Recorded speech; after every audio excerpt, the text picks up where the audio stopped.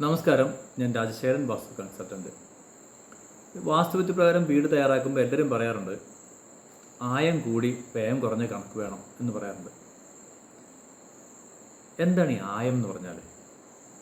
വീടിൻ്റെ കണക്ക് വാസ്തുവിദ്യ കണക്ക് മാത്രമല്ല, ഒരുപാട് ഘടകങ്ങളുണ്ട്. നമ്മൾ വീട് അല്ലെങ്കിൽ പ്ലാൻ തയ്യാറാക്കുമ്പോൾ അതിനകത്തുള്ള കണക്കുകളുമായി ബന്ധപ്പെടുന്ന ആയം വ്യയം എന്നൊക്കെ പറഞ്ഞ കാര്യങ്ങൾ. ഈ ആയാത ഷഡ്വർഗത്തിൽ ഒരു ഘടകമാണ് ആയം. അതെങ്ങനെ കണ്ടുപിടിക്കാൻ നമുക്ക് നോക്കാം.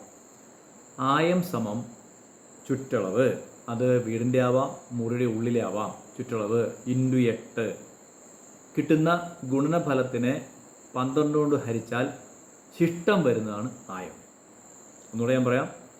ഒരു കെട്ടിടത്തിൻ്റെ അല്ലെങ്കിൽ ഒരു മുറിയുടെ ഉള്ളളവിനെ 8 കൊണ്ട് ഗുണിച്ച് 12 കൊണ്ട് ഹരിച്ചാൽ കിട്ടുന്ന ശിഷ്ടമാണ് ആയം. ഉദാഹരണത്തിന് 20 കോൽ എട്ടംകുലം. നമ്മൾ സാധാരണ ഒരു ബെഡ്റൂമൊക്കെ തയ്യാറാക്കുമ്പം ബെഡ്റൂമിൻ്റെ ഉള്ളളവ് 20 കോൽ എട്ടംകുലം കൊടുക്കാറുണ്ട്.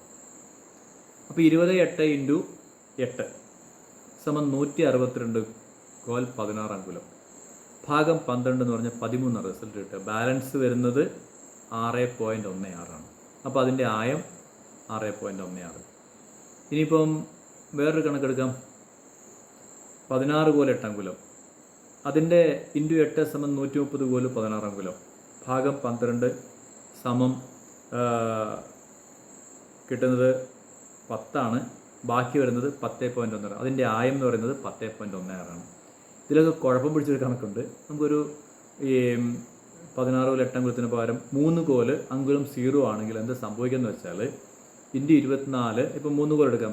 ഉദാഹരണത്തിന് 3 കോല് ഇൻറ്റു 8 സമം 24 ഭാഗം 12 സമം 2. ശിഷ്ടമില്ല. അങ്ങനെ ഒരു കണക്ക് വരുമ്പോൾ നമ്മൾ ശിഷ്ടമായി കണക്കുന്നത് 12 ആണ്. അപ്പോൾ അത്തരം വരുന്ന കേസുകളിൽ അഥവാ ശിഷ്ടമില്ലെങ്കിൽ ആയമായി കണക്കൂടുന്നത് 12 ആണ്. ഇപ്പോൾ നമുക്കൊരു ധാരണയായി കാണുമല്ലോ എന്താണ് ഈ ആയം എന്ന് പറഞ്ഞാൽ. അപ്പോൾ ഒരു വീടിന് നമ്മൾ ചുറ്റളവ് എടുക്കുമ്പോഴും പ്രധാനപ്പെട്ട മുറികളുടെ ചുറ്റളവ് എടുക്കുമ്പോൾ ഒക്കെ ആയം കൂടി വ്യയം കുറഞ്ഞ കണക്ക് വേണം. അത് പ്രത്യേകം ശ്രദ്ധിക്കണം. പുതിയൊരു അറിവ് വരും ദിവസം കാണാം. നന്ദി, നമസ്കാരം.